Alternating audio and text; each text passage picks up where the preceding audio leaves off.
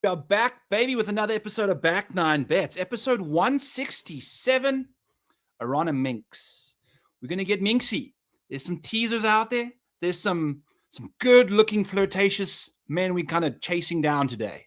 We're gonna be betting on some men that are short off the tee, that are long off the tee, that are good with their wedges, that are maybe bad with their wedges. Who the hell knows? We're gonna go through some course preview kind of stuff because we got a bet that actually relates directly to the course preview. As always, the show's brought to you by DraftKings. Use code FGD when signing up as a first-time depositor to help me help you get a little extra in your situation over there. We'd appreciate that. I'm just seeing there's a little typo in my banner at the bottom, so we're going to just quickly take a 2-second. Aroniminx. There we go. All right, now we're back to business. Use code FGD. Sign up for the first-time deposit. That'd be really appreciative. And, if you're in the mood to get your hands on all of the products and tools and cheat sheets that I'm showing you in the next little minute, go use code PGA26 in the Model Maniac Patreon below. Get 50% off for your first month over there. You can see all the stuff. I'm going to be going through a bunch of bets today with we might have to shop around a couple times if you want the best number. All these bets will be also presented to you by DraftKings as always. So we are appreciative of that. But, if you want where we're going with those, go jump in the Model Maniac Discord, which is part of the Model Maniac Patreon. We really appreciate you there. Let's dive right into it, friends. Let's dive right into it right now.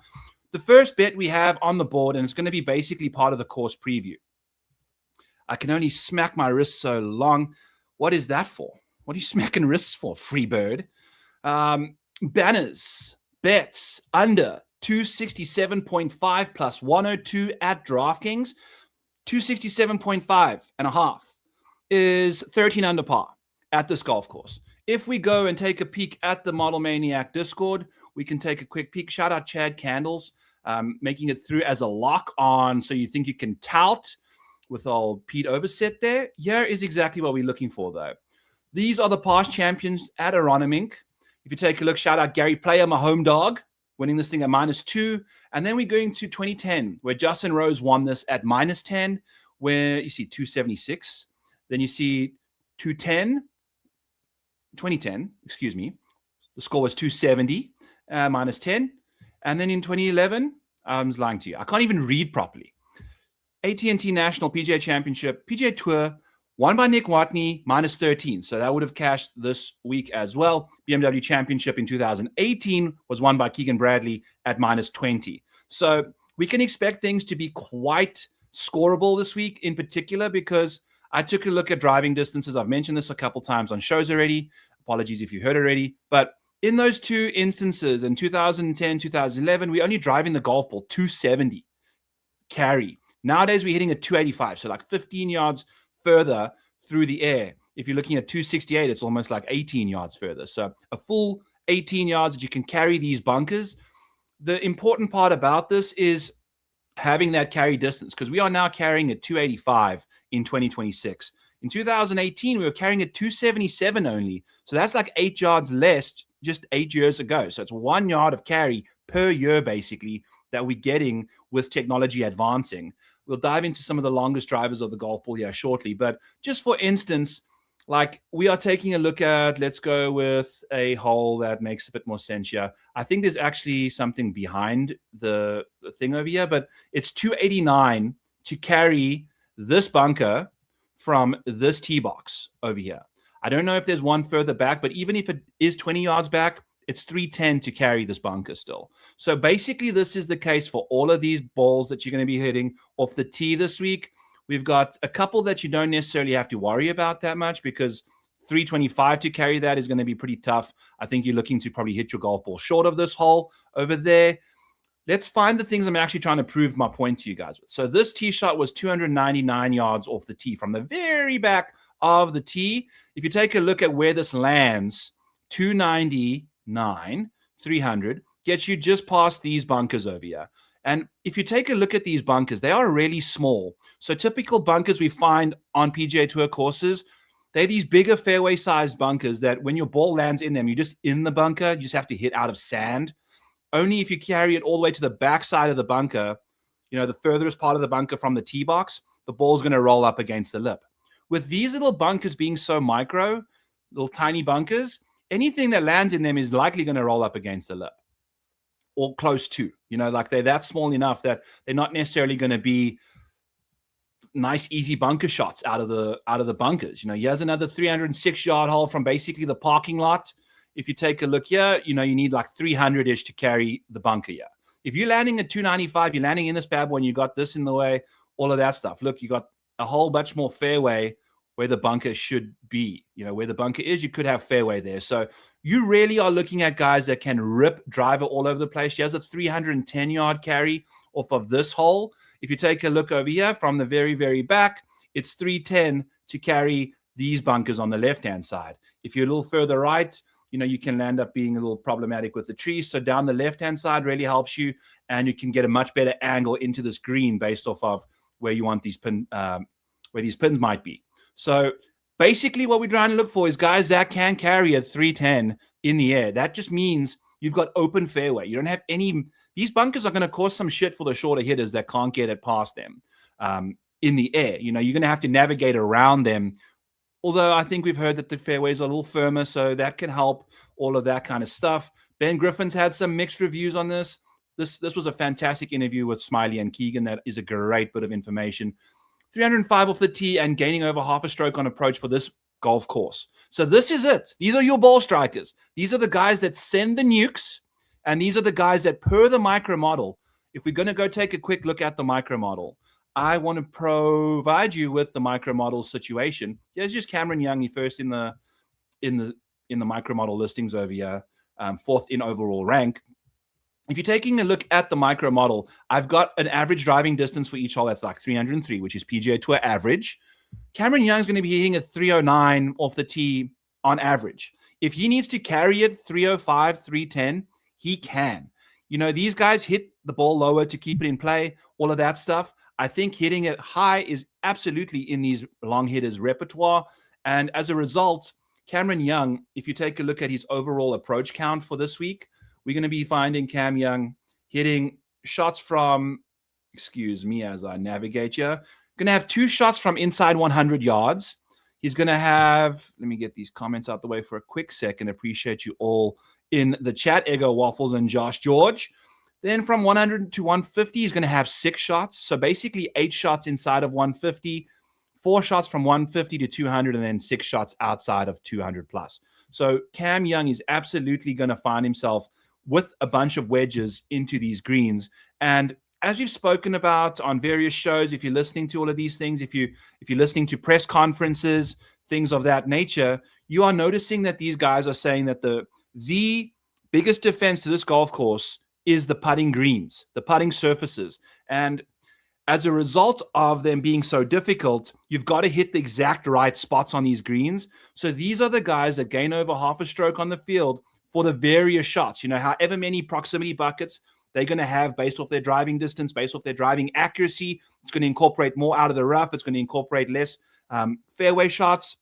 If you're missing greens out of the rough more often, you're going to have more strokes gained around the green applied to your golfer's overall projections. So the micro model tailors each, it's like a mini micro ranking, like a micro model for that one golfer. It's literally the micro model. I'll say it one more time, micro model, just for those of you who are doing a drinking game at home, to the micro model. But Rory McIlroy, I posted this obviously before Jake Knapp left the tour for this week because he's injured. So Rory, he is the longest. This is filtered by length off the tee. So these are your longest guys. And in fact, you know what? I'm not even going to just use the Discord because I've got it over here for us. Where the heck did I put it, though? That is going to be the question. We're going to find it right now. Somewhere down here. Here we go. Okay. So these are the guys. These are what they're getting up to. If you're taking a look at the best drivers of the golf ball, let's do distance off the tee, and then we're going to do approach play that gain over half a stroke. Then you can see it just over here. I'm in the mood to see which of these names are going to do their thing, and as a result, run away with this golf course because we are looking at getting guys home. Rory is going to be gaining strokes on approach. He's a much better wedge player than people give him credit for, and he's going to be hitting at 314 yards off the tee. Knapp not in the field. We'll hide that just so people don't get confused. We've got Rasmus Nicolai, Chris Gotterup, Gary Woodland, all of these guys that are gaining a lot of strokes on the field on approach. I think the fact that these guys are going to be so dialed in from the 150 and in range, the greens aren't going to be as difficult for them because they can hit. PGA Tour professionals hit their shots into greens way closer than we give them credit for as well. If you take a look at good shot rates and things like that from 100 to 150, yeah, Scotty Scheffler over the last 2 years, one fantastic golfer, obviously. A good shot for a PGA professional gaining over half a stroke on the field is hitting it to 6 feet. And the 50-50 make rate on the PGA Tour is from 8 feet. So if you're hitting it inside of 6 feet, you've got way more than a 50% chance of making it. I love what's going on there. If you take a look, an average proximity for Scotty Scheffler is like 18.5 feet. So he can dial it in. So we'll see what happens with these guys. I love the score to be under 12, under par, and into the teens. I expect it to be in the teens and beyond because I just don't see a golf course like this holding up to as many guys that can hit golf balls 308 yards off the tee and still hit their irons really well, given the certain proximity buckets we're going to see here. Somebody over here is going to absolutely run away with it. Excuse me. Somebody over here is going to absolutely run away with it this week. So we'll see what happens. I'm a big believer in all of these metrics kind of helping us get under par here to the 13. Let's get to the next bet. Let's get these comments back on the screen and have a banger. Right at the top of the model, here's Rory McIlroy. Plus 975 at a book that's open 365 a year. It's going to be your guy. If you take a look at what Rory gets up to, he is one of the better iron players that also drives the ball pretty damn far. So taking a look at what's going on with Rory, he's at like plus 0.08. I guess that's not fantastic. Let's actually just filter on ball striking then instead. We'll get Rory closer to the top of the mark here because he's gaining so many strokes off the tee with the distance that he hits it, and he's relatively accurate. He finds a fairway like half the time. And what I want to explain to people is when bombers say they're going to be bombing and gouging, I don't necessarily think that these guys are going to be gouging that much. The bunkers, we just went through it over here. The bunkers are in the fairway. So if you can fly the bunker, your fairway is wider than guys that can't fly the bunker because you can land it in the fairway behind the bunker like we saw earlier in the show, yeah?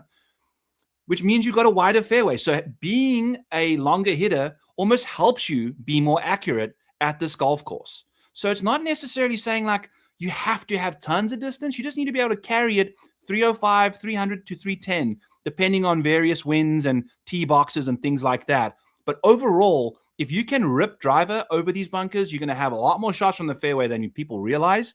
And even if they're missing fairways as often as they normally do, Rory's going to have 9 wedges in total this week. If he's 50% hit weight on the fairway percentage rate there, that's 4.5 wedges around, 4 to 5 wedges around.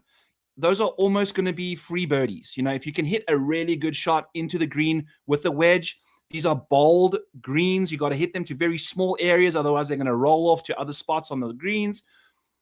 You want kick-in birdies, and these guys can absolutely dial it in from 150 to 200. If we want to take a look at what Rory McIlroy's profile is, we can go over the last year because I think it's a little iffy to use 2026 data, but if we want to do that, we can because Rory hasn't played that much. So I'm going to go to strokes gained from 100 to 150, and Rory actually finds himself gaining strokes to the 10th degree. He's the 10th ranked golfer over the last 12 months, in strokes gained approach from 100 to 150. He's going to have so many shots from this range, hopefully not too many. We've got him projected for 3 shots inside 100 yards.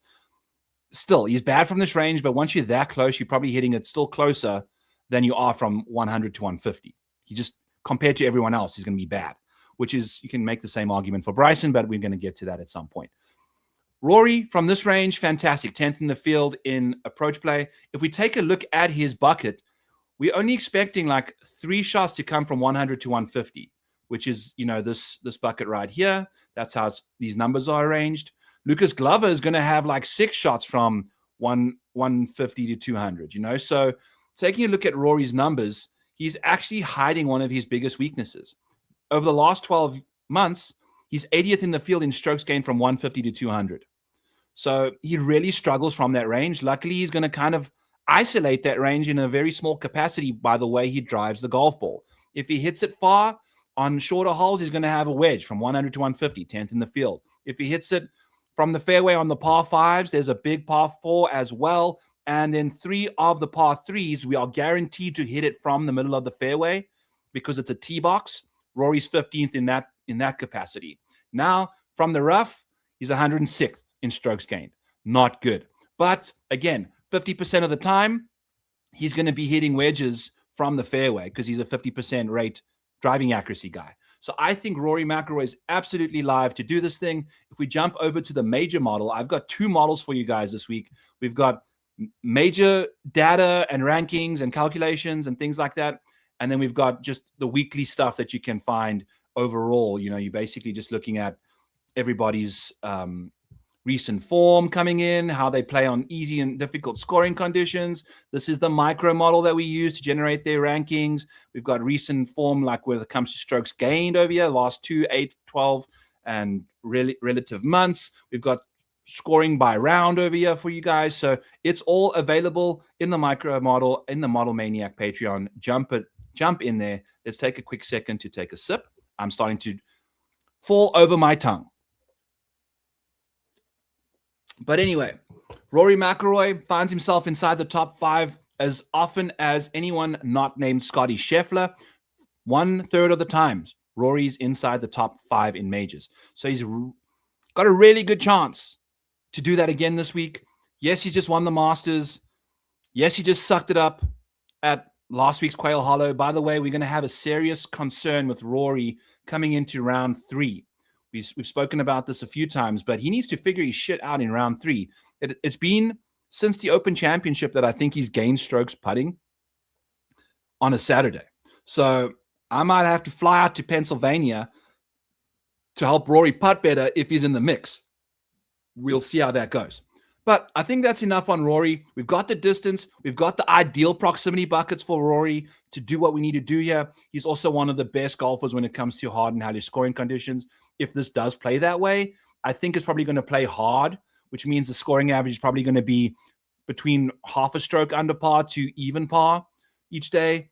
Medium could be, I would love medium because then it means we're cashing that bet under 263 and 267 and a half, you know, for the winning score, because that would get us there. So that's the situation with Rory. I love what's going on here. We'll have to see if he can make enough putts. I have never won a bet on Rory McIlroy, unfortunately, but I've had him way many times on my card, and it just seems to be a problem there. But I feel like that's a perfect fit for him this week. And the number's fair, you know, 10-1 basically for McIlroy to win this tournament. We're going to be rocking and rolling in that department. Checking in on some comments. Good afternoon, JP Del Frio. How are you? Where's the love for Waco Neiman? Yeah, let's take a look for Waco Neiman and just give you a quick answer here. Let's go top 5 rate for Waco. See if we can see anything for a guy that's... How many top 5s does Waco Neiman have? I'm sure we're going to have to... Oh, nope, there it is right over here. No top 5 rate for Waco Neiman in a major, $8,200. You know, what is he doing this year right now, strokes gained wise?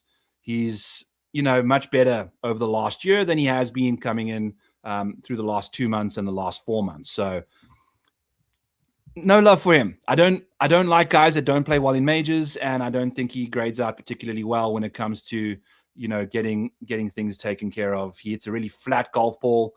And, you know, his ball striking is just struggling overall right now. So Waco Neiman, I'm out. Brooks Koepka, I'm also out because I think it's going to have to get way too low under par. In order to get that low under par, you have to make putts. Brooks just cannot make putts right now. So he's probably a very safe play, given the way he's hitting his irons at the moment. If we take a look at strokes gained approach for this exact golf course, Brooks, he should be showing up here at some point. He started off a little rough. Where the hell is Brooks Koepka?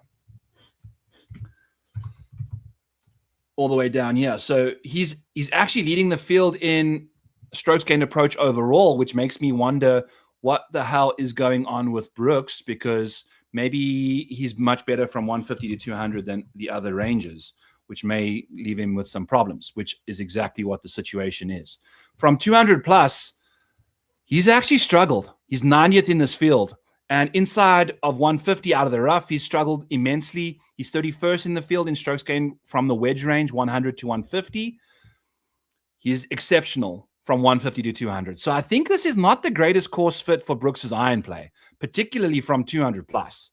He's struggled a little bit in that department. He's been eating up these golf courses on the tour that are like mid-iron intensive. So anytime you put like a 9 to a 7, 8, 6 iron in Brooks's hands, we're going to be looking good. The moment it gets into that 5, 4, 3 range, we are struggling.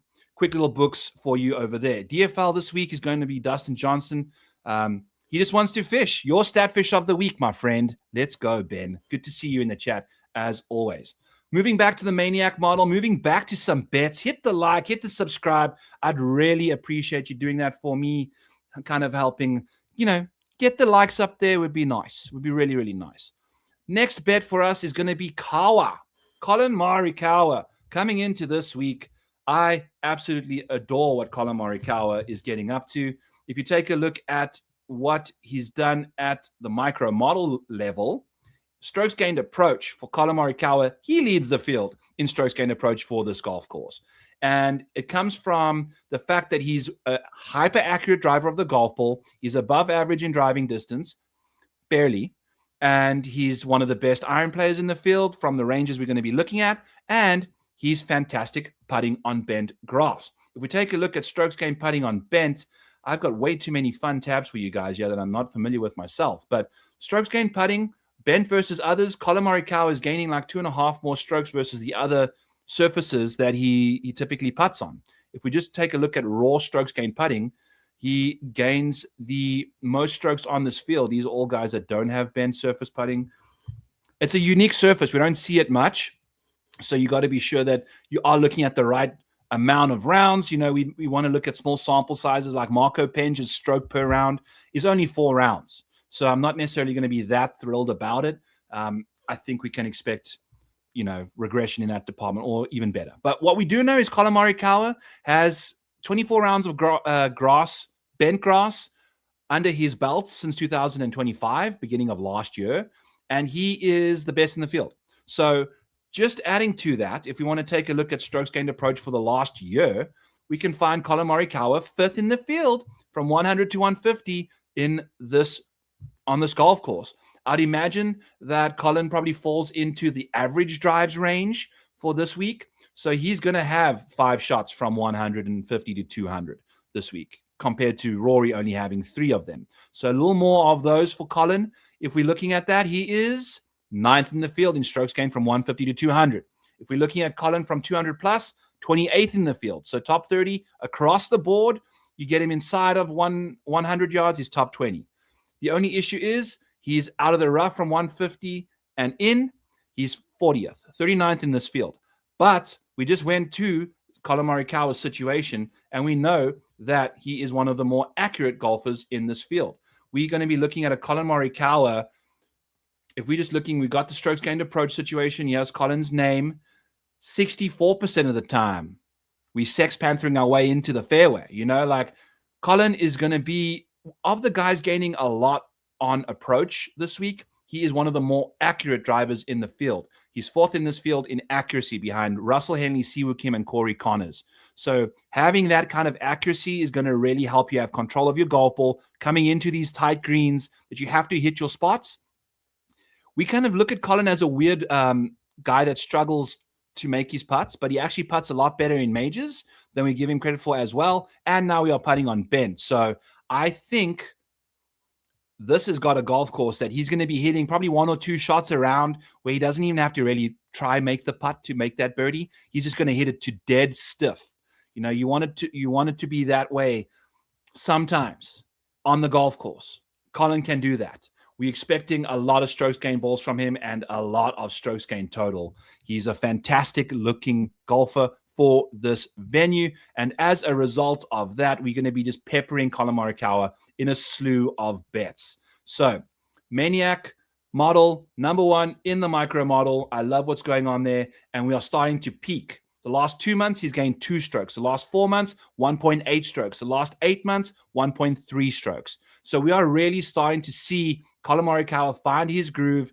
We are very aware that we're getting some really good numbers. Considering this was a weird Cadillac finish, he finished 62nd. It is what it is. We have got non-stop top 7s entering this situation for the last little while for Collin Morikawa, and he's 6th in the model.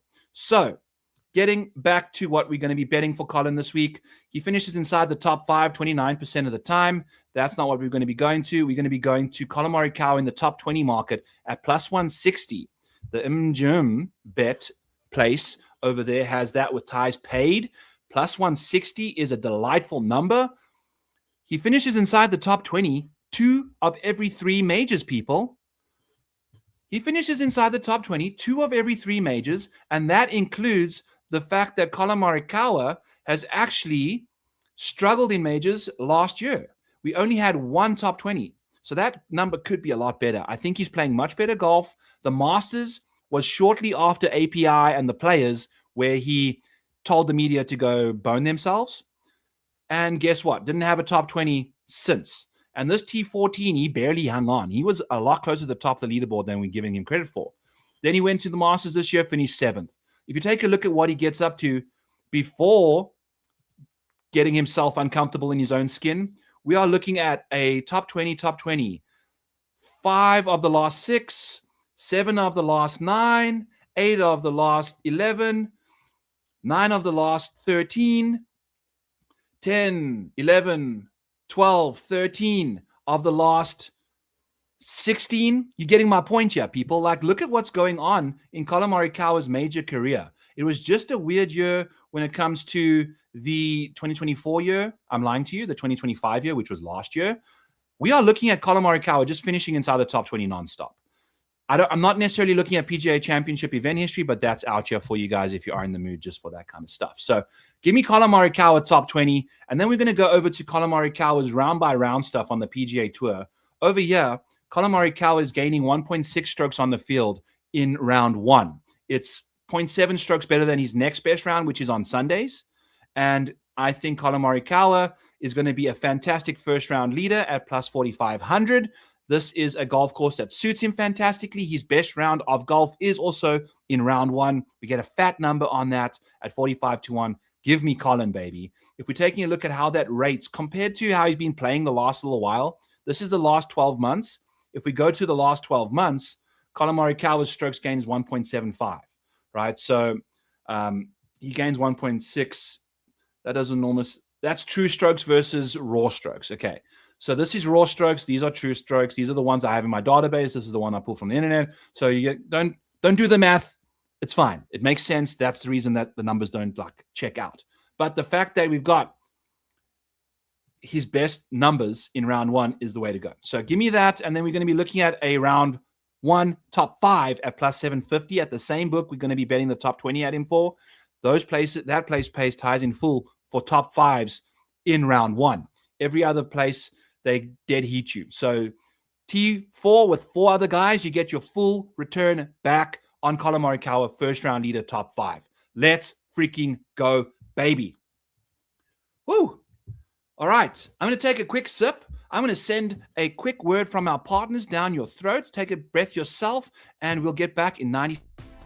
Football season is right around the corner, and DraftKings is bringing you their biggest best ball contest ever. We're talking a massive $20 million in total prizes, making this the largest best ball tournament in DraftKings history.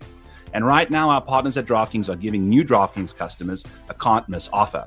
Get 3 tickets to play best ball for free with your first deposit. That's right. Deposit once and score 3 shots at big cash prizes only on DraftKings. It's easy. Just draft your team once. No weekly management required, and let your top scorers automatically start each week. All season long, every breakout star, every clutch play, and every touchdown counts towards your shot to win big. Download the DraftKings Daily Fantasy app and make your first deposit of $5 or more, and you'll score 3 tickets for your shot at massive cash prizes. That's 3 shots in DraftKings' biggest best ball contest ever without ever setting your lineup again. Only on DraftKings, the crown is yours in partnership with DraftKings. Gambling problem? Call 1-800-GAMBLER.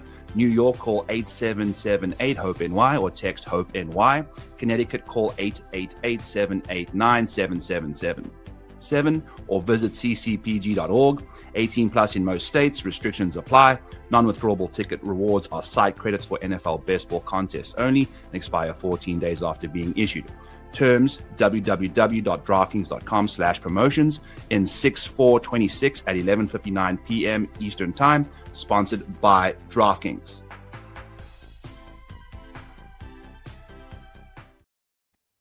Boom shakalaka. Thank you to DraftKings for sponsoring the show. Please use code FGD if you are a first-time subscriber to that wonderful sportsbook. I was on Jeff's show earlier, the betting extravaganza, and he had to read a ad, and it was hilarious. These ads are much harder to do, and to get it read correctly in 90 seconds is fun. So a lot harder than you think. Moving down the board, we are going to go to every rose having its thorn, and I don't think this place is that thorny for Justin Rose. We are looking at somebody that has four top sixes in his last 8 starts on this golf, on the major circuit. If we take a look at Justin Rose's major track record in PGAs, we are obviously getting like a million top 20s for the man. I don't think the course translates that well. So don't be using PGA Championship results to project people this week. Just know that if you've played well in past PGAs, if you've played well in past majors, you are comfortable to play good golf in a major. Because there are guys like Wako Neiman, there are guys like Ludwig Oberg up top here, who just seem to struggle to translate their golf game into the major weeks because it's a stressful week, it's a massive week, it's a week you define your golf legacy by. Winning 20 normal tournaments in a career is fantastic.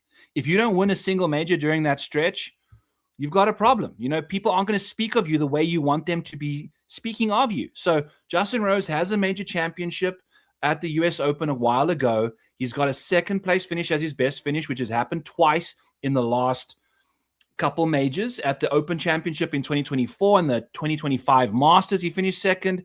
This third place at the 2026 Masters is basically a second place. He missed like a 3-footer on 17 when he knew that Rory was too far to catch him. He just kind of the concentration wasn't there. If he had a chance to win the damn thing, he likely makes that putt and finishes second. We'll see what happens, you know, like going forward. But the fact that we've got 4 top 6s in the last 8 majors is ideal for me. And Justin Rose, by the way, if we go take a look at what he's got up to at this golf course in the past, we are going back to the Model Maniac Discord real quick, and you can see we've got that right over here. Keegan Bradley, when he shot 20 under par in 2018, that was in a playoff versus Justin Rose. So that sucks to suck. But guess what? In 2010, 16 years ago, Justin Rose won this tournament. So he's very comfortable around this golf course. He knows exactly what to get up to. And when it comes to strokes gained approach this year or over the last 12 months, I can find Justin Rose's name quite easily if you just filter on one specific column, and it's strokes gained out of the rough inside 150 yards. Justin Rose, if we take a look at his Maniac metrics here real quick, let's get a quick feel for Justin Rose's accuracy for ourselves. I'm not sure if he gains strokes or not on approach. It is what it is. Justin Rose. I want to just see how many times he's hitting a fairway. 55% of the time does Justin Rose hit the fairway. And he's also a very good iron player on this golf course's specific layout. So knowing that, we can take a look at what Rosie gets up to out of the rough. 45% of the time when he's in the rough inside 150, which is roughly going to be half the time. So like 25% of his iron shots this week is from the rough inside 150. And he's the best in the field from that range. And he's also the 4th best outside of 150. So if you're on a long par 5, if you're on a long par 4, Justin Rose is going to take care of business for you. He hits a lot of greens, you know, from these wedge ranges as well, from the fairway. I just think this golf course is a perfect fit for Justin whenever he gets into majors. I just spoke about guys struggling to convert. Justin Rose ups his game in majors. He's the best putter in majors. Is Denny McCarthy in this field this week? Because if he is not, yeah, he is. So Denny McCarthy is the best putter in majors since 2021. But Justin Rose is second to Denny McCarthy, strokes gained putting. And that's all that Denny does is putt well. Justin Rose can hit his irons well. Justin Rose can, hit 55% of his fairways. He's won this tournament basically twice. So Justin Rose at 50-1 makes so much freaking sense. I understand that the McLaren irons has me saying pass, like Retail Ripper says in the chat here. If he busted this out in the fact that we're going to have so many wedges at this golf course anyway, I don't think he's playing with McLaren wedges. So that can help that in one way. But if you are using anything of regular golf season stats for Justin Rose to determine how he's going to play in a major, yes, he played poorly at the Cadillac and the Arnold Palmer, no, not the Arnold Palmer, the Quail Hollow golf course, the Truist last week. He's thinking about doing good things at majors only. He's playing to make his game the best for majors, and he is successful in majors. You can't tell me, looking at Justin Rose's major track record, that he's been playing fantastic golf. Yes, he's going to miss some cuts, but he gives you massive upside as well. And lately, we are looking at we've only had 2 missed cuts in the last 6. The rest of them have all been top 20s for Rose. So I wouldn't worry about Justin Rose's new clubs, Freebird. It's all good. I'm obviously going to look like a giant idiot when it doesn't make sense, when he does struggle on approach. But I think in majors, he levels his brain up. He is the best competitor in golf over 35 yards. The reason I put the age discrepancy in there is because Scotty Scheffler, I think, is the best competitor. When he gets in the mix, he just doesn't lose golf tournaments unless it's against Matt Fitzpatrick. It is what it is. But Fitz hit one of the greatest shots in the world on that hole. So he lost in the playoff. It is what it is. Rosie gets dialed in. We are looking at some good golf. It's a mindset thing. Exactly. So I think he gets his golf together upstairs way better than he does physically. You can tell him, if you could inject him with major juice any given day, he'll just play better immediately. That's just what's going on over there. I will get to one and done selections here later. I think the highest one and done option this week could be a John Rahm, maybe, or Scotty is always a chance for that. I'm waiting for Scotty. Maybe Cameron Young this week as well. I'll be using Colin Morikawa as my one and done. I feel like that's a massive leverage opportunity. And I love the course fit for him over there. But we are back to Justin Rose because we are talking about the fact that he's just been top 20ing 4 of his last 6 majors. And as a result of that, we are going to be going to Justin Rose for a top 20 at plus 200. Plus 200, Justin Rose finishes top 16 in half of his majors. If you take a look at this even further, we are looking at top 16s. 1, 2, 3, 4, 5, 6, 7, 8, 9, 10. 10 top 16s in the last, how many are these? 20. So half of them. Top 16 for Justin Rose. We're getting plus 200 at a golf course that Justin Rose has finished second at in a playoff to Keegan Bradley and won this bitch. Plus 200 for this bet is wrong. So it's a full unit on Justin Rose top 20.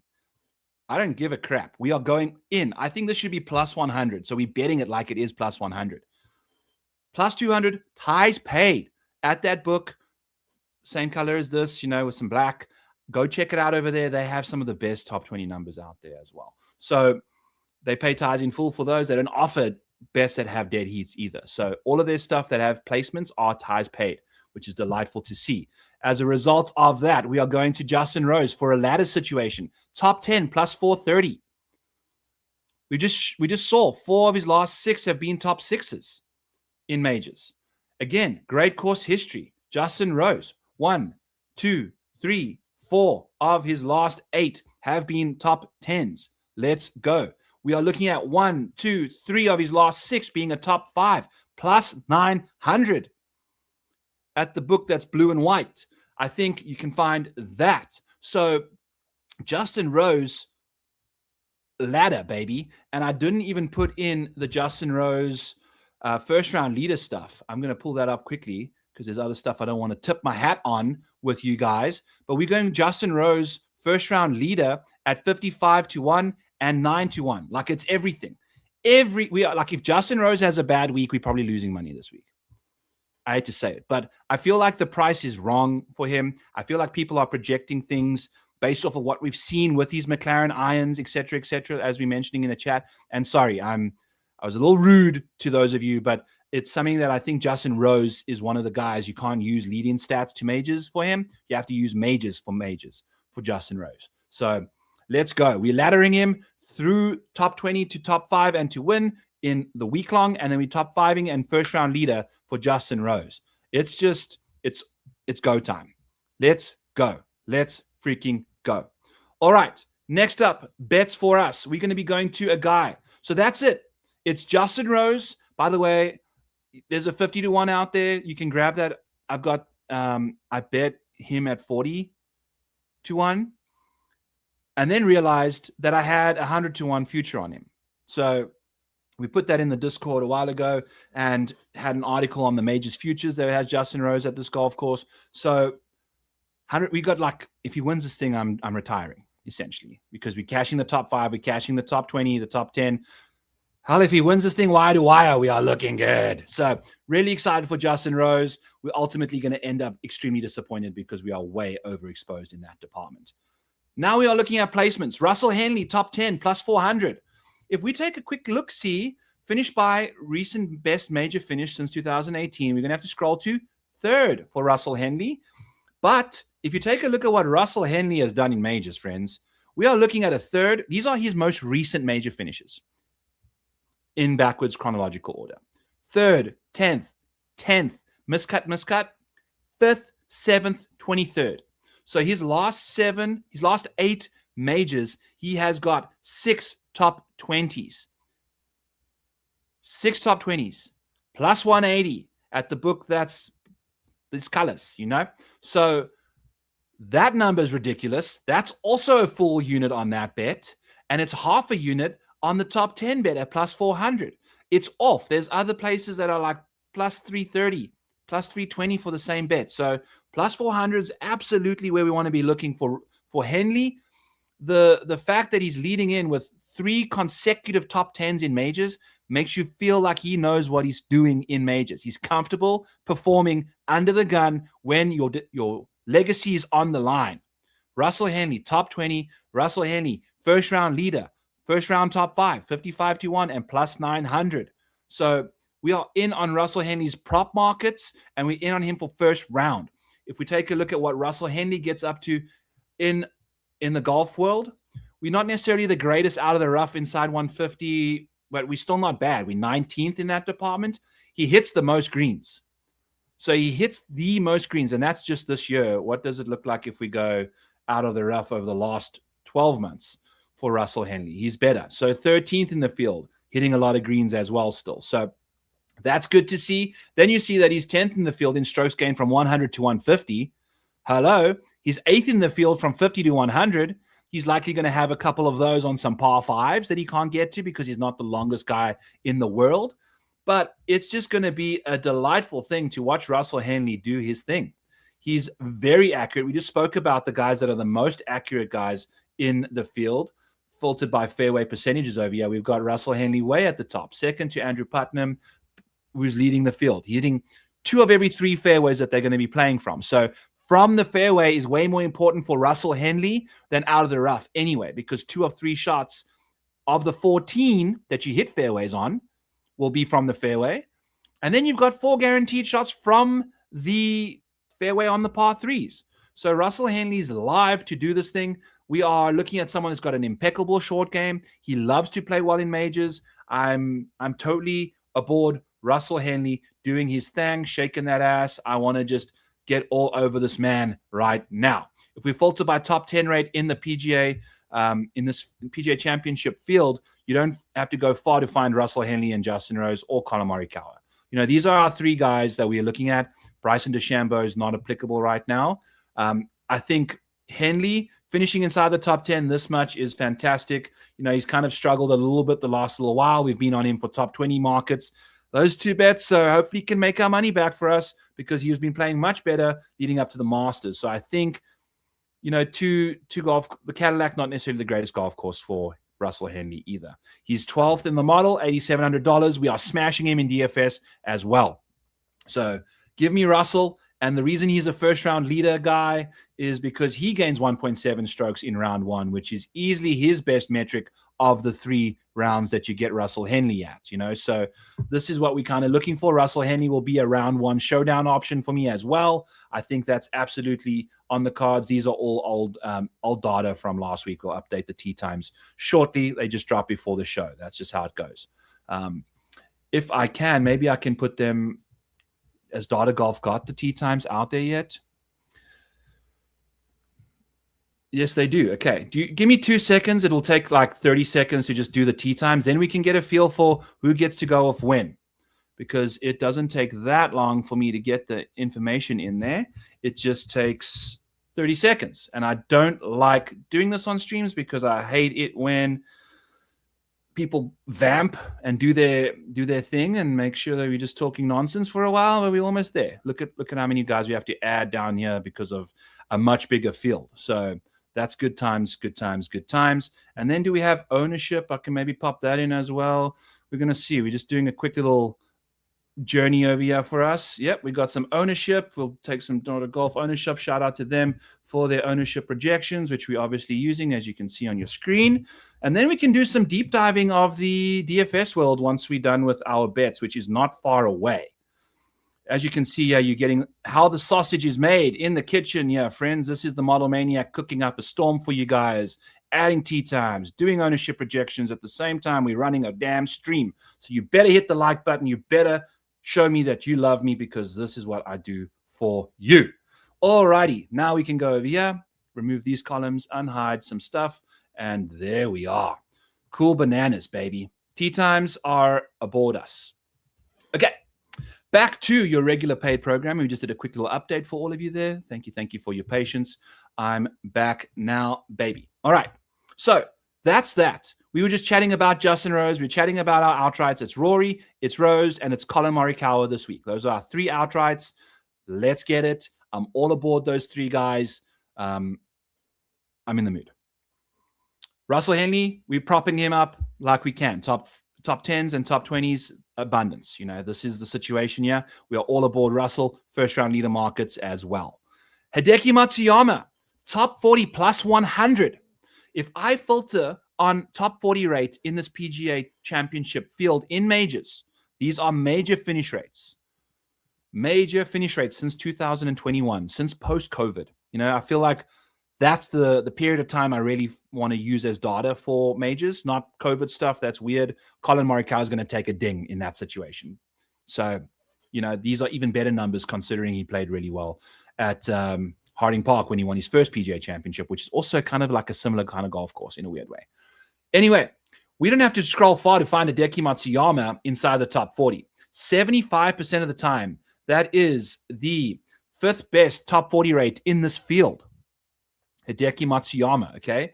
If you take a look at what Hideki Matsuyama's top 40 number is, it's plus 100. That is 50-50.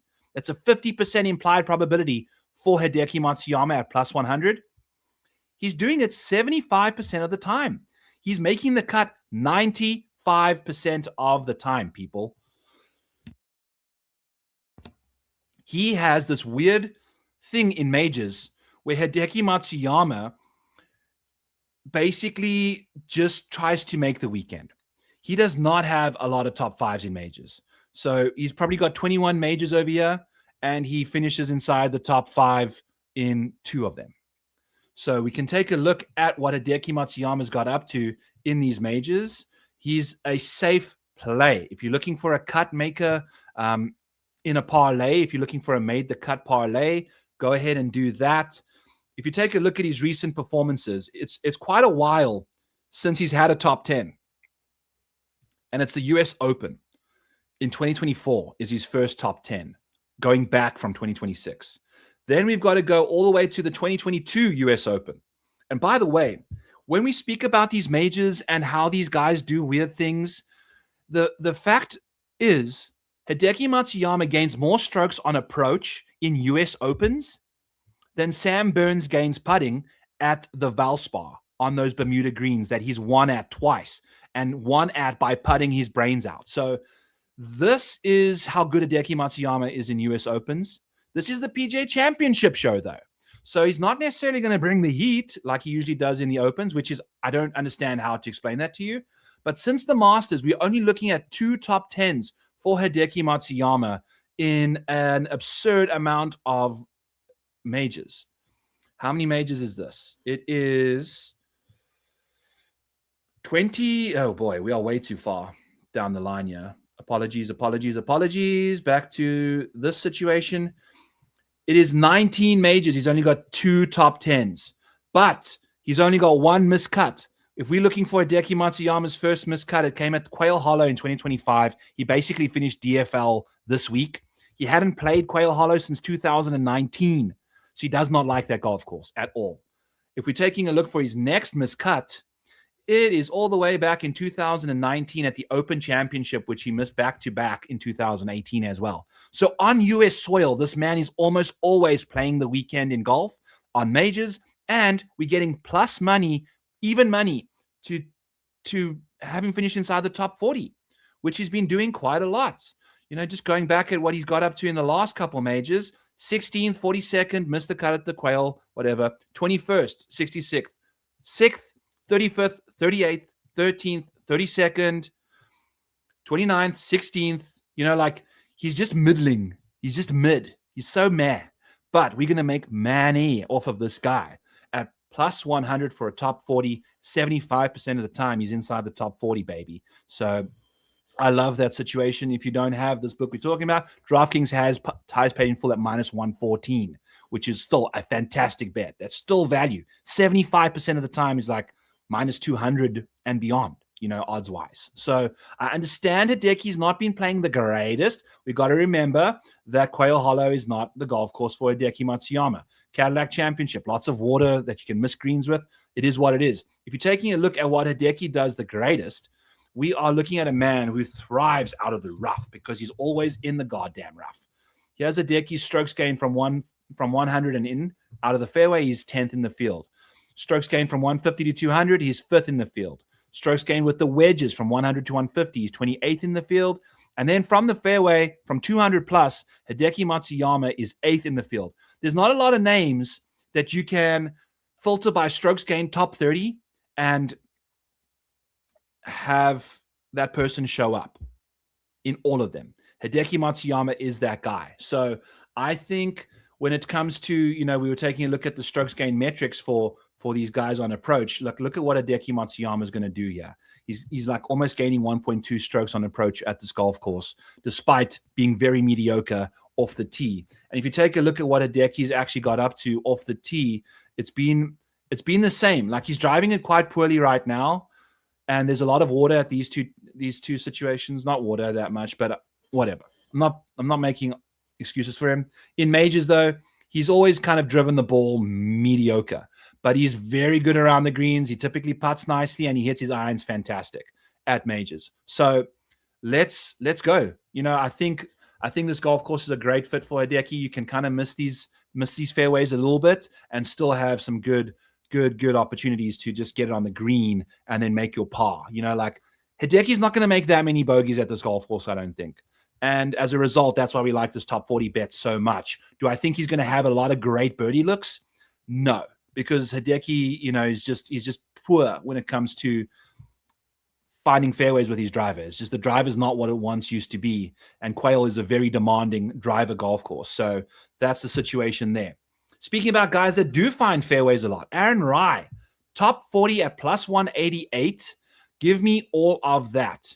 I want to know what Aaron Rai's top 40 rate is in majors. You don't have to go that far, friends. It is a casual 64% of the time, which is more than double his top 20 rate. That's the way you want to be betting these guys. If you can find a number that's like much better than what it should be, this is the way to do it, because you can see, okay, these guys just like they have weird rounds, like a Saturday round is Rory's downfall, like Colin and Russell play well in round 1. Aaron Rai finds himself just top 40ing routinely. He's a very, very accurate driver of the golf ball. You're going to be finding him hitting a lot of fairways this week. Gaining over one power rating point over here is a lot. And he gains strokes on the field, despite not necessarily having the greatest distance. I wish these freaking guys on Live didn't mess up my rankings as much, but it is what it is off the tee. We'll see what happens. When it comes to Aaron Rai, he just top 40s, man. And it's been a weird run into the year because he's not necessarily playing the greatest golf. Like when someone's strokes gained over the last 2 months is the least strokes gained of the other buckets we have here, it's literally in a state of deterioration, which, not good. But if you take a look at what he got up to in the last little start, a nice little 5th place at the one flight. By the way, you can use this wonderful little cheat sheet here to see, who's had like really good finishes the last little while. You can filter on that. You can see who's won coming in over the last, I think this is the last 10 weeks or something, 11 weeks. So there's for the Live Tour, for the DP World Tour, and for PGA Tour, you can see the finishes over here. I've got the color codes for the specific event that it was going there. So Aaron Rai, solid 5th place finish. He's had a couple miscuts and things here. But if we take a look back at Aaron's PGA or major track record, Aaron Rai has got himself 2 top 40s at PGA Championships. That's good to see. He finished 48th at the Masters, and in 2025 finished top 40 in all 4 majors. That's good to see as well. In 2024, he finished top 40 in 2 of his 3 majors. So this is a smallish sample size, but he hasn't missed a cut in a major yet. In 2022 Open Championship, 19th at the 2021 Open Championship. So good to see, Aaron Rai doing some good stuff. Missed a cut at the PGA, and that's it. So yeah, early starts, he struggled a little bit, but since the last little while, we are looking in the last 5 majors, his worst finishes are 48th at the Masters. And I think this course actually suits his game a little bit better than the Masters does, because he hits fairways. He demands precision from the fairway with his approach shots. So I'm all in on Aaron Rai. He plays these hard courses really well. Easy scoring. You got to have distance in those situations. You got to make your putts. He's not a good putter, but he's good tee to green. So that's the top 40 we're looking for. Plus 188 for Mr. Rai. Let's go. So I'm all in. I'm all in that situation. Aaron Rai plus 188. You can get that at a book that's floating on the river. So go grab that. Obviously DraftKings has got everything you want with ties paid in full and normal prices as well. So that's Aaron Rai for you. This is Aaron Rai for me. We are going to the moon with this guy in the top 40 market. So let's go. Let's get it. All right. So hour in. Love what's going on.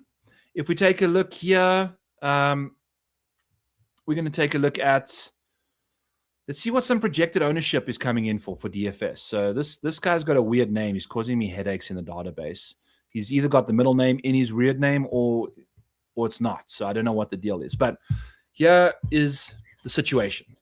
The next little bit of the show is going to be me going down the DFS board, kind of just assessing ownership here. We're just going to be doing some Q&A. If you have any questions, now's your time to fire them off. Like JP Del Frio is doing over here with tee times / first round leaders. Are you seeing a certain wave advantage with the wind? And then on the first round leader side, do we want to start off number 1 or number 10? I can answer both of those questions for you, JP Del Frio. Thank you so much. If we're taking a look at what's going on at Aroniminx Golf Course, we are expecting some high winds tomorrow on Wednesday and a bit of rain overnight, nothing too crazy. Then just a nice breeze most of the days leading up to Sunday. Sunday, we could see this course really start to Let me zoom in a smidgen more for you guys over here. And now I don't know where. Oh, where's the scroller? Oh, I have to. Whoopsie! Completely forgot what I was doing there. Okay, so here's Aroniminx. If you want, we can leave it alone. ADHD situation there.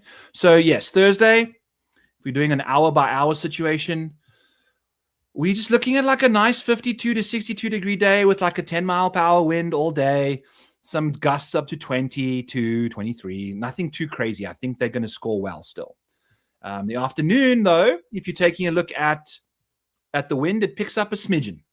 As the wind's blowing throughout the day, it will typically dry the golf course's firmness, dries the golf course out so the golf course becomes firm. And typically, the more firm a golf course gets, the harder it is, because where you land the ball isn't where it finishes. It bounces. So you have to account for how much bounce and rollout and firmness of greens and what the lie will make your ball do once it hits the firm greens. Because if the greens are firm and guys are coming out of the rough, front hole locations are going to be inaccessible for those people. Front hole locations from the fairway will be very accessible because you'll just have that much more spin. So first round leader market, potentially have a couple small edge. If you're looking at guys, you can use this as like a tiebreaker for round 1. In round 4, in round 2 on Friday, it seems pretty normal throughout the day. 51 to 67 degrees, is going to be the situation there.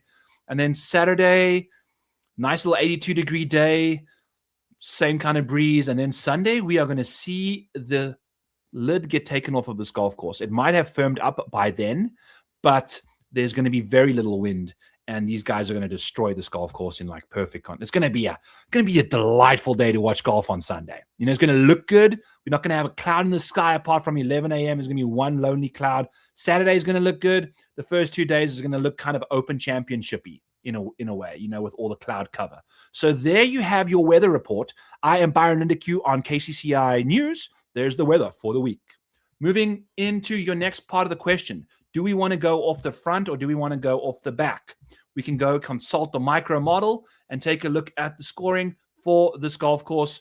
I used the scoring averages from the 2018 BMW Championship. So these are slightly exacerbated. They're a little inflated because -2 is not going to be the scoring average this week. We probably expect it closer to minus half a stroke to a stroke, maybe under par, in that range.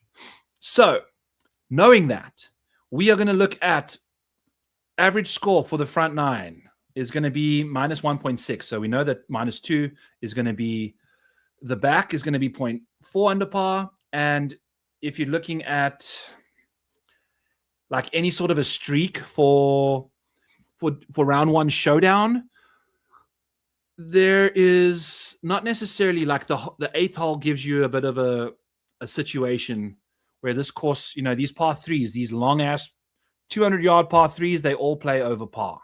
So you're getting that. It kind of gets in the way of a nice little streak, but everyone's going to have the same opportunity because they're playing 7, 8, 9, even if you go off 10. You're going to get that streak there. The fact that the 18th is one of the hardest holes on the golf course is also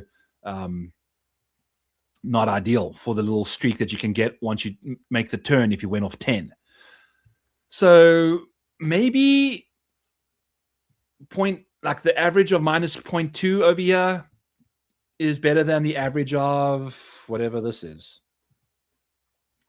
-0.1. So there might be a slight edge. If you can get your birdie on hole 9, birdie 10, and then birdie 11, then you're going to be doing your thing there. So that's it. I wouldn't necessarily say there's much of an advantage to teeing off either side.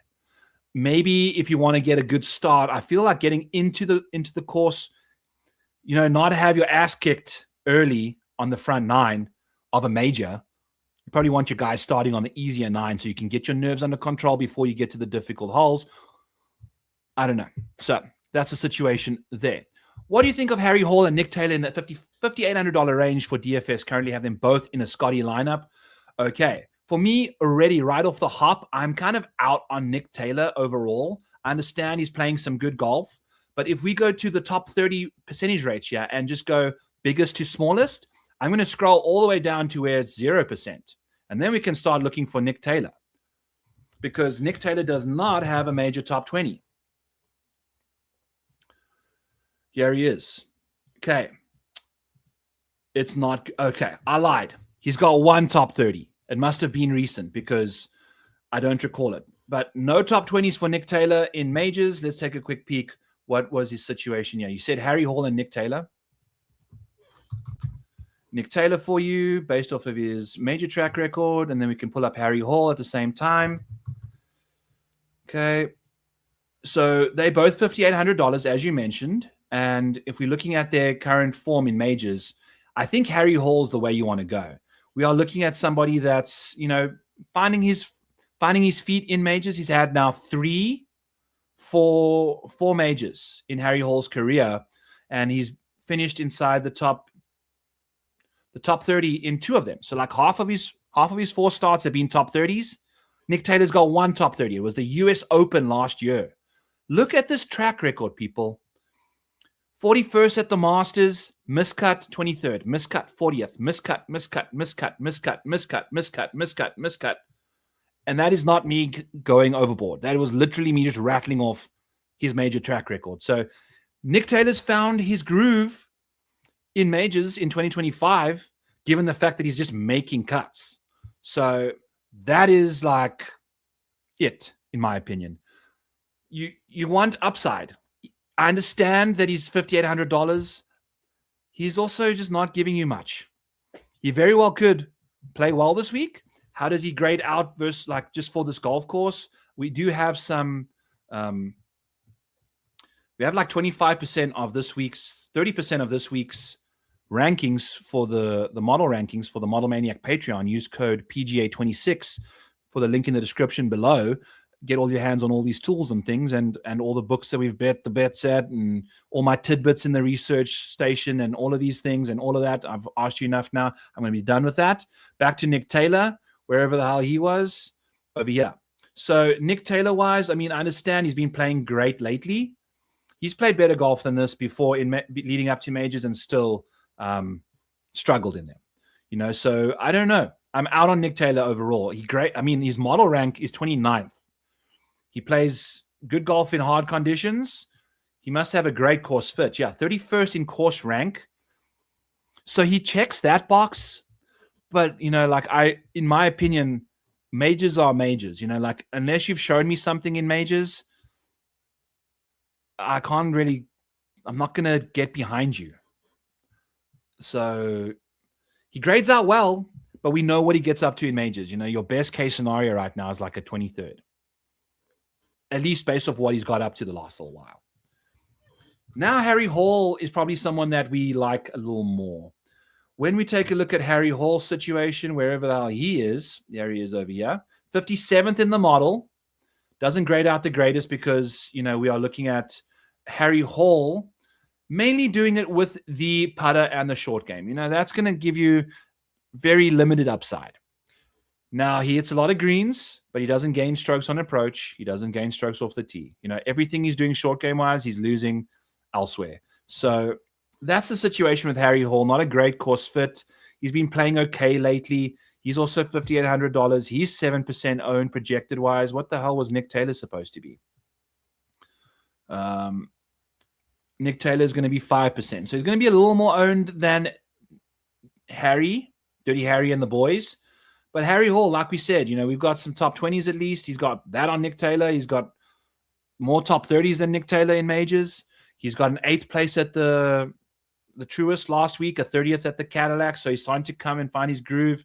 We've got a 9th place at the Arnold Palmer Invitational, another long golf course with thick rough. This isn't a long golf course with thick rough. It's a relatively shortish golf course with thick rough. But that's what you're going to be getting from Harry Hall. He's a very good putter. What does he get up to on bent? He's fine. Gains a bit. You know, he's much better on Bermuda, apparently. So that's what you kind of want to be looking for from Harry. So he's the guy I'd rather go to instead of Nick Taylor. But if I were to kind of go off of $5,800 options and completely not even give you the answer that you were looking for, are there guys that grade out better than him? Alex Fitzpatrick is going to be very popular, I'd imagine. Michael Thorbjornson's going to be quite popular. Alex Smalley's going to be quite popular. Chris Ryden's going to be quite popular. Ryan Gerard, you know, in that range, those are some guys you can kind of take a look at. Matt McCarty at $5,700 is playing some really good golf right now. He, in his last 4 starts, has finished top 25 in all 4 of them.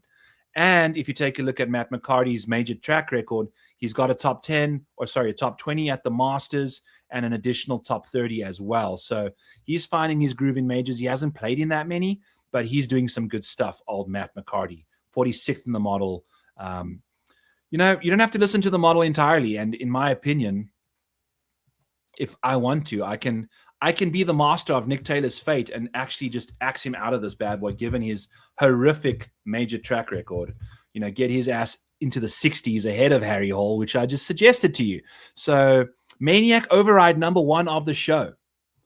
Boom Chakalaka, there's your answer for those 2. Looks like we have got some other questions over here. I didn't know sex panthering was a verb. Absolutely love your show. It was a hell of a lot of work and really appreciate you. Well, thank you, Jonestown's twins.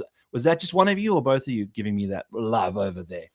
Sex panthering. We used to call Russell Henley the Sex Panther because he used to finish inside the top 20 60% of the time, all the time.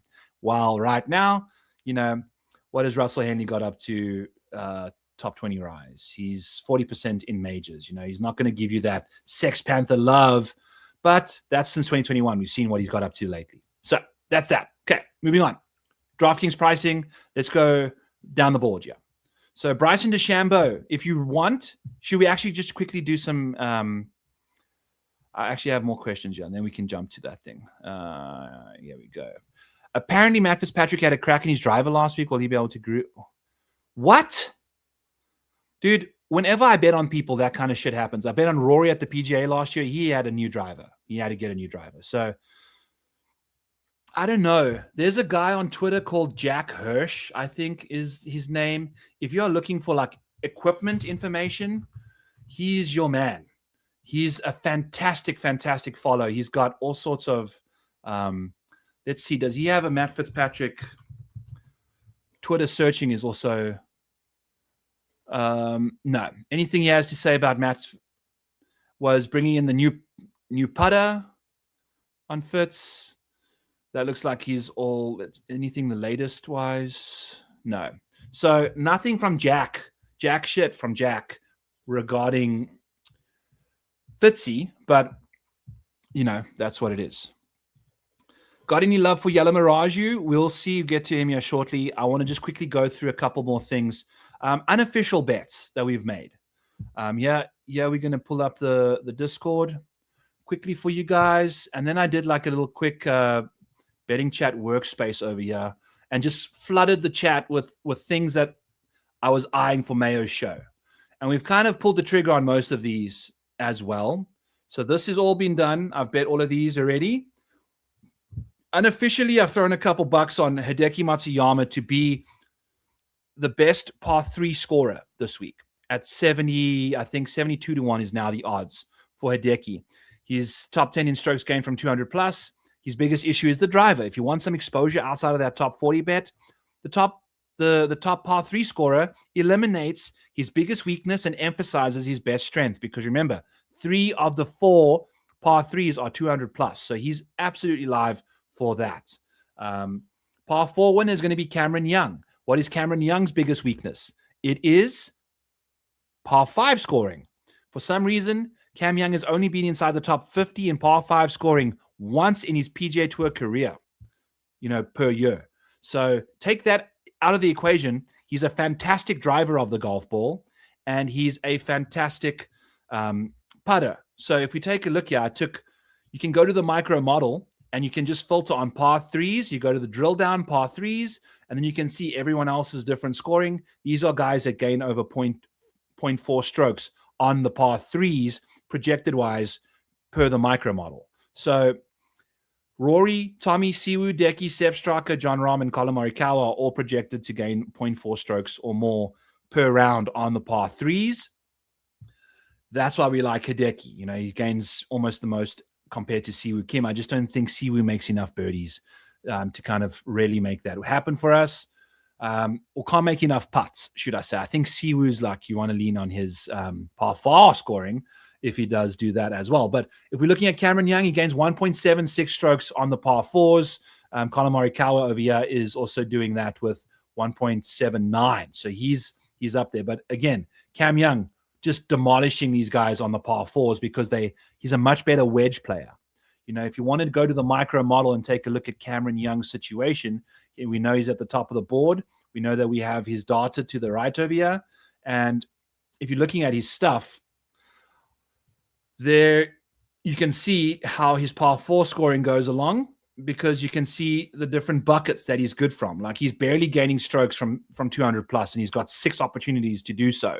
When he's got the 6 opportunities to do so from 100 to 150, he's almost gaining half a stroke. When he's inside the 150 to 200 range, where he's going to have like 4 shots, he's gaining 0.4. So, you know, like in those 8 holes, he's going to be gaining you 0.86 total strokes. And then if you're taking a look at, you know, the holes that he's going to have a little chip ski in there, he's gaining 0.1. So par fives just don't help Cam Young advance his way up the leaderboard, which is absurd to think about. So, you know, that's how you can use this micro model to your advantage. It's based off of every single hole. If you hit the fairway, okay, that means you're going to, if you have a high fairway percentage, then you're using strokes gained from the fairway. If you're a bomber, it takes more shots out of the rough on approach. You know, like if you're running a single model, you got to run with distance and wedge play being paramount, and then you got to run the other one with accuracy and mid irons to long irons, because those are the guys that are going to be hitting those shots. You can't just run one model. This is the only way you can run one model, because it's using each hole to run a model for each golfer. Hashtag micro model. So there we have that. If we're looking at par 5 scoring, Jon Rahm is that guy. If you just think about what he gets up to, he's sensational on the par 5s. He's relevational on the par 5s. He gains 0.36 strokes. It's the most of anyone not named Rory McIlroy. We've obviously got way too much exposure to Rory, betting a full unit on him at plus 975 to win this thing. So Jon Rahm, next best in the par 5 scoring situation. Aldrich Potgieter is 0.3. Very good long iron player. My issue with making that bet on Aldrich is he likely doesn't make the weekend this week. I hate to say it. There's just far too many wedges involved for Aldrich. Then we're going to have some hole-in-one props. Remember, 3 holes on the par 3s are from 200 plus. We've already pulled this up here. Here's 200 plus options, 6th, 8th, and 8th. And then on the 1 par 3 that they have from 157-ish, 170, we've got 2 guys that are gaining, you know, strokes gained inside the top 5. So Hideki and Siwoo, fantastic from 150 and beyond. Michael Brennan is 8th in the field from 200 and beyond. And we can get Michael Brennan on DraftKings for a hole-in-one at 155 to 1. Hideki is 120 and Siwoo Kim is 120. So you can get that for that. Then I was taking a look at any round of the tournament being a bogey-free round. Russell Henley has got 9 in his 36 rounds on the PGA Tour. So these are his rounds, you know, in 2026 already. 1 in every 4 rounds is a bogey-free situation. I think this golf course suits his game so damn well. He's just so good around the greens and on the greens that he can scramble to avoid pars like crazy. He's such a good wedge player. He's not going to be missing greens with wedges. I'm all in on Russell Henley to have a bogey-free round at some point during the tournament at plus 280. All unofficial. You know, we're kind of just looking at that. And then here's Haotong Li to be the top rest of the world. There's other names down here too, but if I'm just going through this all, Haotong Li, the reason we really fancy Haotong is if you go to his major track record over here, he pops hard in majors. You know, he finished 4th at the 2025 Open Championship, finished top 40 at the Masters this year.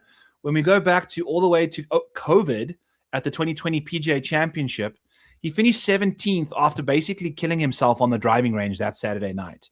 So he's got like decent poppy stuff. 16th at the US Open, you know, 5th at the Open Championship. He finds himself in the mix in a major. He is not scared to hang around. So that's why I'm kind of liking this 30 to 1 situation. Do I trust Siwoo Kim to top 20? Let's just say that he needs to top 20 this week. Yes, I do. But okay, do we trust Haotong to get inside the top 10 potentially? Do we trust Siwoo to do so? I don't think so, because if we take a look at Siwoo's major track record, I'm actually just going to go to his major finish rates. Siwoo Kim, like he's not finishing inside the top 20 much in majors at all, is Siwoo Kim. So that's not good. If we're taking a look at like Hideki, remember how we mentioned, just doesn't finish inside the top 10 in majors. Adam Scott is like, I don't know why I don't have an Adam Scott top 40 bet this week, because I think that should be where we actually really want to be targeting Adam Scott. We can filter by name, find Adam Scott right over here. This is it. So if I go to the PGA Championship, top 40s, you can get them with ties. And I love the fact that the ties paid in full, like Hideki's minus 115, he's minus 104 without ties paid in full. Those extra 10 points is totally worth it totally. It's like a no-brainer worth it. If it was minus 150, minus 140, that's where it starts becoming wishy-washy. But if we go to find Adam Scott, minus 122. See, that in my opinion is a much more fair top 40 rate versus, like Hideki's almost got similar situations. Aaron Rye's got as many top 40s or more than Adam Scott by a percentage basis. So he's fairly priced, in my opinion. We'll leave him alone. All right, so that's that. I got way carried away on a one random bet there, but we did a couple random deep dives. Walko Neiman in a major, he's got one top 20 in his career. Jason Day, what's he going to really get up to? Like he could top 5, top 10 this thing if he's inspired. If not. Corey Connors is just the Masters merchant. Sung Jae Im, all over the place. I think the way he played last week, he's going to get chewed up if he plays like that. This week, I don't know. Don't trust him much. Nick Taylor, if he finishes top 20, it'll be his first. Sudarshan Yalamaraju was being asked about in the chat. Any love for Sudarshan? That's Jacob Bridgman. Where the hell's the Yalamaraju? Here we go. Got any love for Yalamaraju? Wagyu? Yalamaraju. Find his name. Right like this. Sudarshan. Okay. Couldn't find his name. Why is he not in here? Did Sudarshan get added late? I will get back to you on that. I apparently do not have a Sudarshan Yalamaraju in the model right now. So apologies on that. It must have been because he got added late. I remember that. So I think if we take a look at, this must be his first major, right? Yeah. So I'm out. First majors, you can miss a cut quite easy, no matter how well you're playing. So, does he have, what's his like approach game profile look like? This last 12 months, we can look at this year. He's a really good wedge player, which is good to see. Poor mid-iron player, which is fine. Good long, like he's actually a really solid course fit for this situation. I don't mind him, we'll see. I just don't like to play guys that don't have major pedigree. Majors are difficult. They're very stressful. There's a lot of pressure going on. Let's go. I heard from Steve Palmer of the Racing Person GB, from Matt Fitzpatrick's crack driver. Par 5 scoring. Just read that he got a crack in the drive in the Pro-Am on Wednesday, so used the new drive in the tournament. Well, that's the same thing that happened with Rory. That can mess you up entirely. Team Rory, baby. Let's go Fantasy Football Garage. Good luck with your next challenge in the Pete Overset So You Think You Can Tout situation. Do I have any love for Jacob Bridgman? No, I do not. I don't think he's got a top 40 in a major, and he doesn't finish inside the top 40 anymore. It's sad, and it hurts my feelings. And you typed it with the J, so I typed it with the K, like you did, and couldn't find it. So, yeah, no top 40s in majors. I think he's only got one, and it was the Masters top 41. And the thing with Jacob Bridgman is I started betting Jacob Bridgman to finish inside the top 20 at the RBC Heritage. And since then, he has finished outside the top 30 in all of his freaking tournaments. The game just seems to have gone. So if he was still firing like top 20s coming in this week, I would take a gamble on him for a situation. But he seems to be trying to find his game since the Masters versus bringing it to the tournament. So tough situation there. Let's get to Scuba Steve asking to dive into the ownership for this week and tell us who we're fading high ownership wise. Let's do that shortly because we're getting there. If you're in the mood for some group winners, Colin Morikawa at plus 475. I think I've bet Bryson plus 280 personally to miss the cut. He's in Colin's pool. I think Colin's going to piece him up. If you put Colin next to Bryson from inside 150, Colin's going to destroy him every single time. So give me 2 seconds. Mrs. Maniac just got home. And Mini Maniac is having a good time down there. So shout out to her for being in a good mood because I'm going to handle her here shortly. So Ludwig's still looking for his first non-Masters top 10. Matt Fitzpatrick is plus 290. Tommy Fleetwood's still also looking for his first a major top 10 in the last 8 starts. It's been a long time since Tommy Fleetwood has had a top 10 in a major. So it's basically Colin Morikawa versus Matt Fitzpatrick. I may have mentioned it basically in this situation, yeah. So basically you need to beat Fitz at plus 475. That's exactly this bet. So if you're in the mood for that, Sam Burns at plus 345. He's one of the better bent grass putters on the PGA Championship field list. Justin Thomas does not drive the golf ball well enough in majors. He's going to be a fade for me. Tyrrell Hatton, I like that a lot. Victor Hovland, although I like his upside in majors for a top 5 randomly, it could not be this week. It may be this week, it may not, but he doesn't play very consistently. He's a very spiky kind of a guy, so I like the fact that we are getting him in this mix. And then Hideki Matsuyama is over here. Sam Burns just needs to finish inside the top 20 kind of thing to probably beat Hideki. You know, Hideki's not going to be rivaling Sam inside the top 10 and top 20s based off of what we've seen. And then just based off of stuff that was available to me to make the cut parlay. We got Harris English, Hideki Matsuyama, Patrick Reed, Russell Henley, Gary Woodland, and Brooks Koepka. Those were all the available names that I could find. And I basically just went like this and made cuts.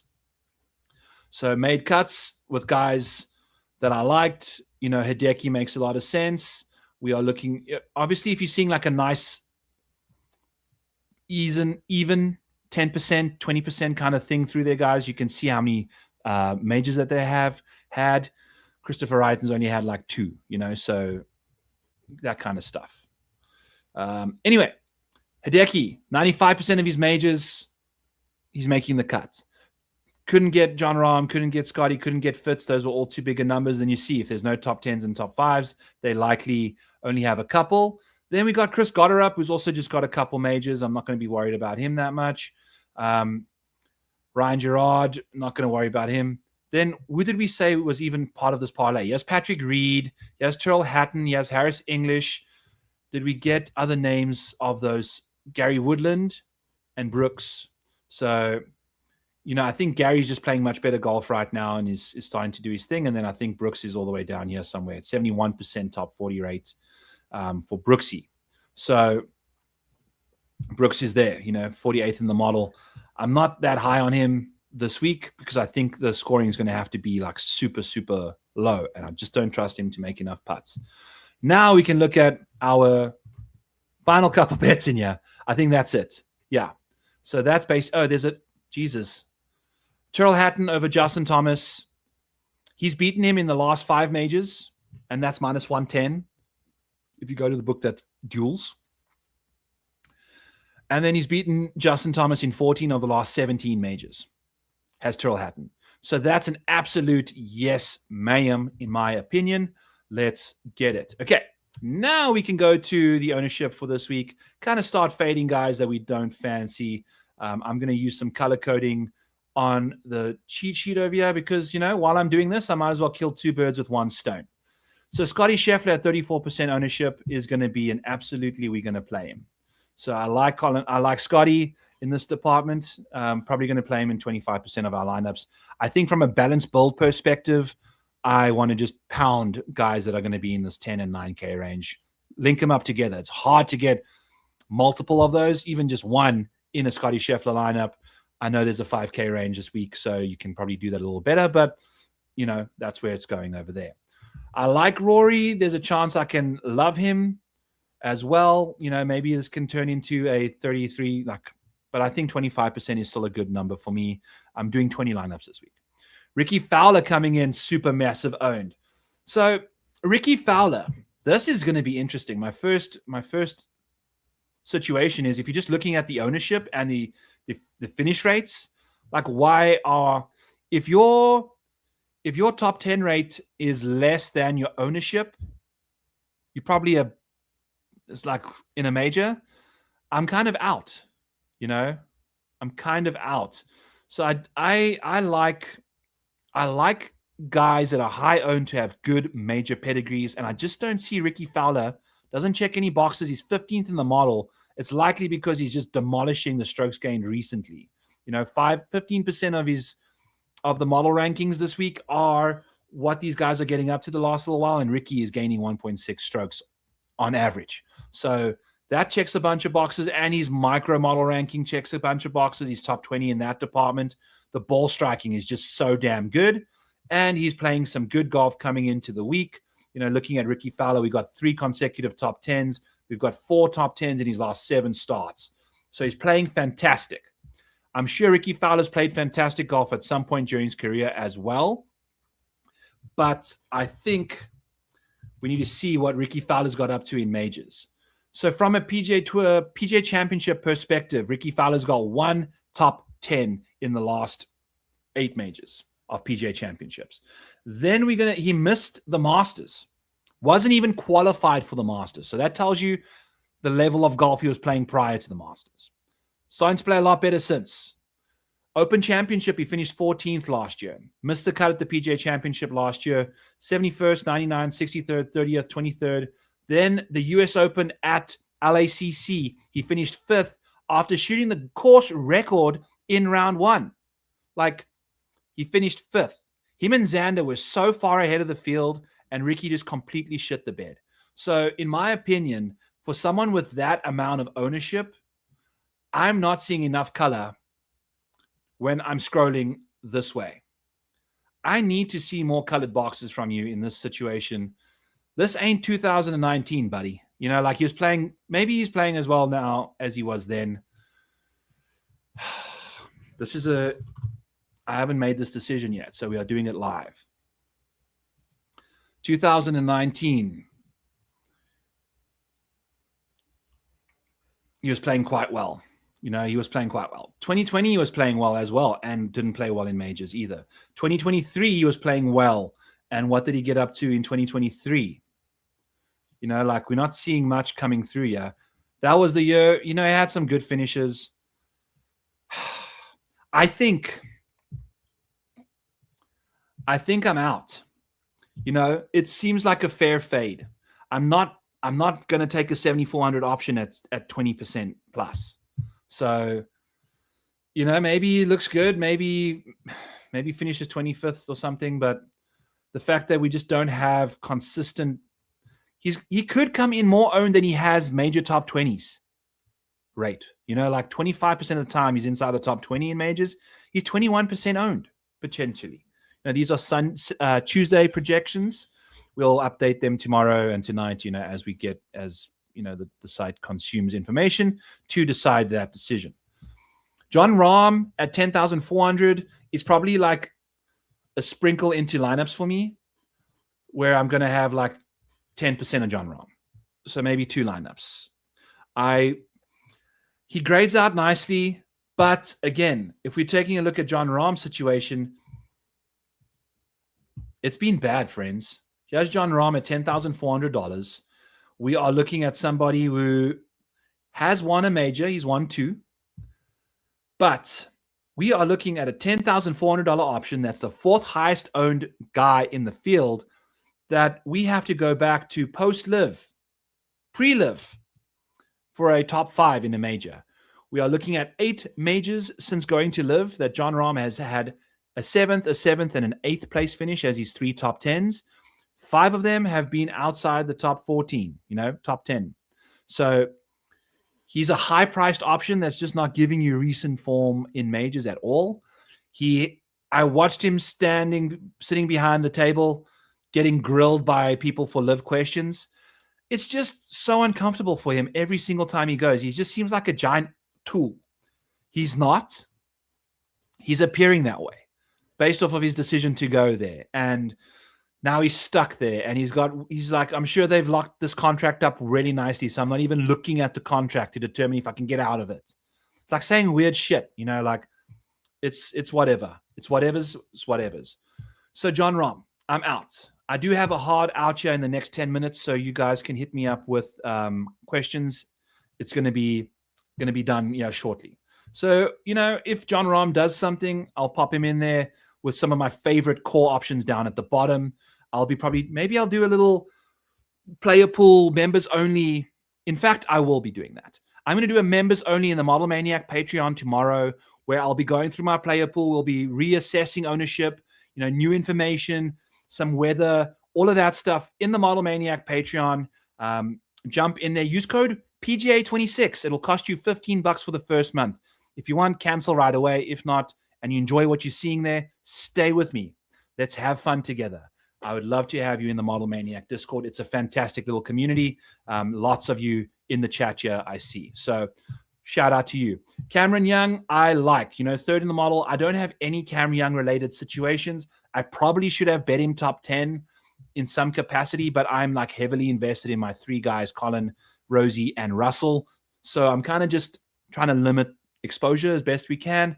Maybe we add something live as we're going through it here. So Cameron Young is absolutely going to be part of the situation, in my opinion. Ludwig Oberg is going to be a Jon Rahm type situation. I don't like the fact that we are lacking top upside for a guy that's going to be 18% owned. Bryson's going to be a fade. Plus 280 at some books. There's plus 350s at others to miss the cut. He misses 25% of his cuts. This is not a great golf course for him. I did not make these rankings. This is based off of what the overall model is suggesting. If we take a look at Bryson's course fit model, he's 40. It's worse than his majors. That's like the major situations like helping him better. The course fit is terrible for Bryson. He's going to be losing on approach despite gaining tons off the tee. He's just not a good wedge player. So I'm out on Bryson. Xander, top 20. I didn't even have that as a bet. We've made that bet. Plus 100 at the place that's got the rivers. 15 of his last 16 has been a Xander Schauffele top 20. 15 of his last 16 majors have been a top 20. I repeat, 15 of the last 16 majors, Xander Schauffele has been inside the top 20. He's got the exact same top 20 rate over the last 21 majors as Scottie Scheffler. 81% of the time, Xander is finishing top 20. Scottie's price is minus 335 for an 81% top 20 rate. Xander is even money at the Rivers book. You can absolutely float down a river and find that, but DraftKings has got him minus 130 as well. You can grab that there. Xander, let's go. I'm all aboard that. So, you know. Okay, back to ownership. We got a couple more minutes here. Let's get the hell out. If you're going to basically give me a top 20 certain, I'm in. You cannot not play this man. Whereas Patrick Cantley is looking for a top 10. He doesn't finish inside the top 10 that much in majors, 14% of the time. I understand he's going to be quite popular given the fact that we are looking at 4 consecutive top 12s for Patrick Cantley coming into the week. Again, if we go look for Patrick Cantley, the overall results for this man, he's got a 3rd place at last year's US Open at Pinehurst, But outside of that, he missed 3 cuts last year. He did finish 12th at this year's Masters. And I think that was kind of backdoory. I can't remember exactly. But, you know, you're not getting nearly as much consistent upside from Patrick Cantley in majors as you should. So I think that's a fair way to kind of fade him. I understand he's $8,900, so there's some good pricing in that situation. But, you know, this could definitely be a fade for me considering he's 22nd in the model. I mean, if we're taking a look at his DraftKings price, there's probably going to be a massive, there's a 4-spot discrepancy here. So, you know, maybe we just kind of let that form come into our world. 2 lineups of the 20 can be Patrick Cantley. Tommy Fleetwood is still looking for his first top 10 in a major in the last 8. He's also not like contending. He's $9,700. Let's, you know, like, I think I'm just going to have him sprinkled in my lineups. Nothing too crazy. Maybe the bottom side of the green, you know, like 15%, maybe 3 lineups. Matt Fitzpatrick, 7th in the model, less ownership than Patrick Cantley, just makes me hate Patrick Cantley more. So give me Matt Fitzpatrick in a lot of lineups. Nicolai Højgaard. If we're looking for a Nicolai Højgaard, we are looking at somebody, he's playing fantastic golf right now, but his last bit of golf, the Open Championship, he finished 14th. He missed the cut at the Masters. We are not seeing that many top 20s from this guy. 0 top 10s. And there's a lot of like middling results. He's $6,500. I get it. He's the same price as his brother, which makes 0 sense because he's playing much better than his brother. 2nd at the Truist, 10th at the Valero, 8th at the Players. He's playing good golf. I'm looking at the complete wrong number. That is Tommy Fleetwood stuff. Second at the Houston. But in between that, you know, there's like middling results. I think it's a situation where you can kind of just match the field. I'm not going to get overboard on this. I like his price. I don't like his ownership. We'll play a couple of him. I'm out on Chris Gotterup in general. I think, does the model like him from a course fit perspective? 25th. He's actually got that Open Championship top 3, which makes a lot of sense. So the ownership is high-ish. It's 12-ish%, not terrible. You know, like I'll probably play him in like 3 or 4 lineups at $8,800. You know what? We'll see. Maybe 3.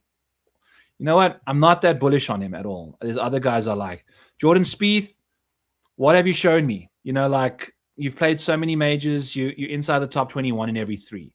There's guys beneath you that have much better top 20 rates that I will be playing way more. Jordan Spieth is $8,600. Give me Russell Henley. Like, how the fuck is Russell Henley less owned than Jordan Spieth? You know, I don't get that at all. So, like, if Russell Henley is going to be 10% owned at $8,700, I could have like 33 to 50% of Russell Henley in my lineups. You can play him in Scotty lineups. You can play him in Rory lineups. You can play him in balanced lineups. Like, I don't understand that. Jordan Spieth, you know, no. Brooks at 12%, $9,300, a taste. 2 lineups. JJ Spawn at $7,700. You know, he's starting to find his groove. He's absolutely starting to find his groove the last little while. We got 1, 2, 3, 4 top 25s, including a win in his last 5 starts. But the one thing is, the Masters was a miscut. Now, JJ Spawn in majors has got the win, and then that is it, friends. There's nothing much better than JJ Spawn's Oakmont win. 23rd was the Masters. He missed the cut at the Masters and finished 23rd at the Open Championship. I don't know if he's the greatest, you know, major guy, despite having won the US Open. He's fine. You know, he grades out fine. He's priced accordingly, but the ownership is high. That is the first 7K guy not named Nicolai Højgaard in our lineups. So I'm cool just playing him to his ownership and leaving him alone there. Colin Morikawa, we're going to make this black quickly because I'm in. I love Colin Morikawa at this ownership at $9,900. You know, Brooks is ahead of Colin ownership-wise. I mean, that people are concerned about Colin's back. It is what it is. I do almost have to end the show. So, You know, we got through the 10% range here. Tyrrell Hatton, I'm in. Give me Tyrrell Hatton for sure. You know, 10% for him, considering he's been playing fantastic golf. Played nicely at the Masters, finishing third there. Let's go. So, awesome stuff. Friends, appreciate you so much. Did manage to get to JJ Spawn, so I managed to do that for you, Scott. Thank you so much. Please hit the like. Please hit the subscribe. Please use code PGA26 when signing up for the Model Maniac Patreon. All of these tools, I'll be doing the rest of this stuff on a stream. I'll be going through all of my stuff. I'll have all my player notes for you guys dropped in there. I'll go through every single guy. Maybe I'll leave some of the PGA Tour professionals alone, except for Michael Block. We'll play a bit of him just because I just think he's got it. You know, he'll contend at some point. Maybe he finishes 30th for you as a cheapie. So code FGD for those of you signing up for the first time at DraftKings. Would really appreciate that. You know, we'd love to continue having them as a title sponsor. Seeing you all in the chat here. Really appreciate you guys. You guys all freaking rock. Thank you, thank you, thank you. You guys are the best. I'm ramped up. Let's have a great PGA Championship. Check out all the other stuff that I've done. It's all on my socials at the Model Maniac on X. I'll be throwing out random tidbits there too. Please jump into the Model Maniac Patreon. You know, that would be really appreciative for all the time I put into all of this stuff. That's how you can really support me financially. I don't beg much, but it's the PGA Championship. So those of you that do see this, it's the first time I've done it this year, begging this hard to use code PGA26 to get into the Model Maniac Patreon so you can use all these tools and hang out with us in the community over there. So that's amazing. You're amazing. We love you guys all. We'll see you in the Model Maniac Patreon when I'm doing my third show for the week. We'll be doing deep dives into everybody down the board that I haven't done yet and kind of confirming all the player notes that we've done. So till then, we'll see you guys next time. Peace.